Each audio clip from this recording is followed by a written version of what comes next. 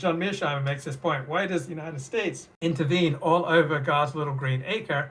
Because it has no problems at home. Like if you have a submissive wife who just puts up with anything that you do, then you're going to be far more likely to roam than if your wife is holding you accountable and will punish you severely if you start roaming. So China wants to dominate Northeast Asia the same way that the United States dominates the Americas. So what's good for the goose is good for the gander.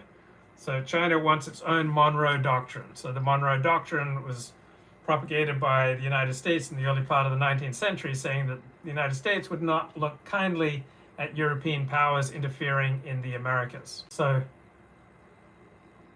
China feels encircled. So what happens when you feel encircled? All right? Do you tend to become assertive, aggressive, duplicitous, disclosive? Not sure, is disclosive a word? Do you tend to fight or flight or fright? Right? We all have patterns. Nations have patterns. Individuals have patterns. What happens when we feel encircled, under pressure, under stress? What happens when you experience growing resistance on many fronts? Now, for Laponius, he will not take no for an answer. Laponius does not understand the meaning of the word stop.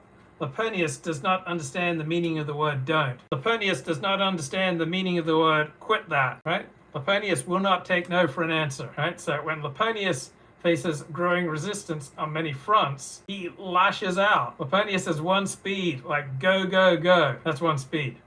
Right, so what's the historical record for the People's Republic of China since 1949? Well, when confronted by a mounting threat to its geopolitical interests, Beijing does not wait to be attacked. It shoots first to gain the advantage of surprise.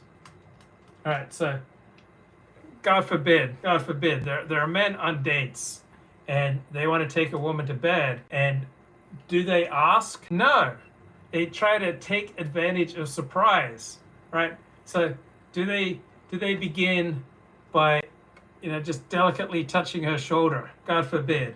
Or do they give her a good elbow to the ribs? God forbid, God forbid. Do they say, oh, I really want to kiss you? Or do they say, I want you to meet my mother? No, God forbid. There are assertive, aggressive men who, when they want to conquer and they're facing growing resistance, they'll go right for, a very sensitive hot spot and often combine it with a good strong kiss on the lips.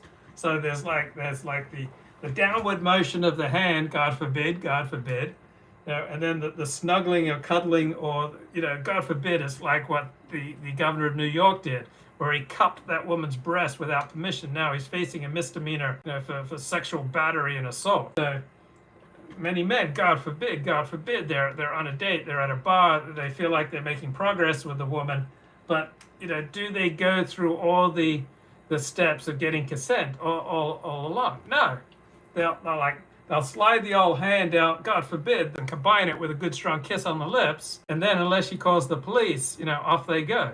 I was at a party, hitting on every woman in sight, and then finally walked out with this nice Christian girl, and we were having a cuddle in the back of my 1979 Toyota Datsun station wagon, and I think I took her hand, and I moved her hand to a place of mine that was very sensitive, and she said that she wasn't willing to fully engage with that part of me until we'd first said a prayer to Jesus.